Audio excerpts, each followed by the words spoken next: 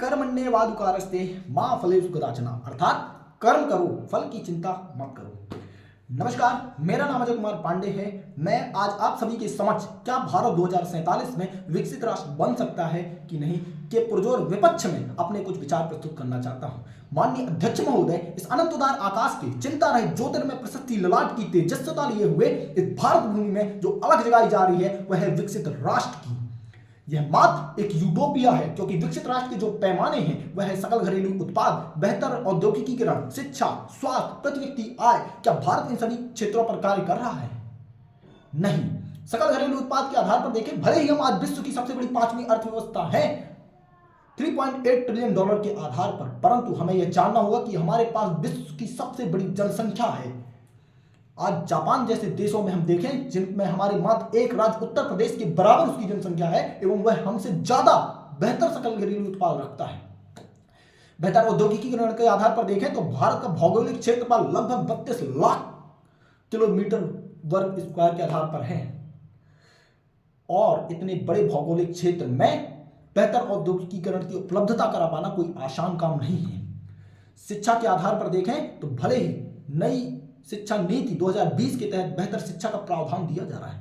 आयुष्मान योजना के तहत भले ही लोगों को 10 लाख तक का निःशुल्क स्वास्थ्य सुविधाएं मुहैया करवाई जा रही हैं। आवास योजना के तहत घर दिए जा रहे हैं, परंतु क्या जिन लोगों को ये आवश्यकता है उस अंत्योदय योजना जिसकी परिकल्पना महात्मा गांधी जी ने दी थी उस व्यक्ति को लाभ मिल पा रहा है कि नहीं, यह हमें जानना होगा।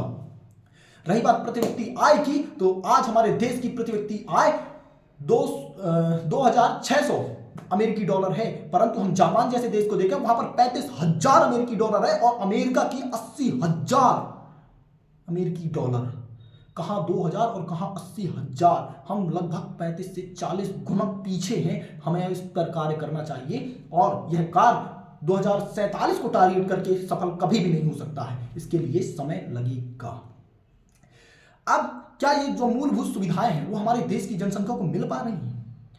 मैं अपने क्षेत्र की बात करता हूं। आज सतना के पुल के नीचे जब मैं बनी हुई वो झुग्गी झोपड़ियां देखता हूं, जाकर के मैंने उनसे सवाल पूछा, क्या आपको आयुष्मान योजना के तहत मुफ्त स्वास्थ्य मिल पा रहा है? क्या आपको आपके बच्चे बेहतर शिक्षा में जाकर के नई शिक्षा नीति में पढ़ाई कर रहे हैं? तब मुझे पता चलता है कि वहां पर आज भी लोग रोज स्वास्थ्य की कमी के कारण मर रहे हैं। शिक्षा तो छोड़ दिए जनाब, उनको खाना तक नसीब नहीं होता है। यह हमारे देश की स्थिति है।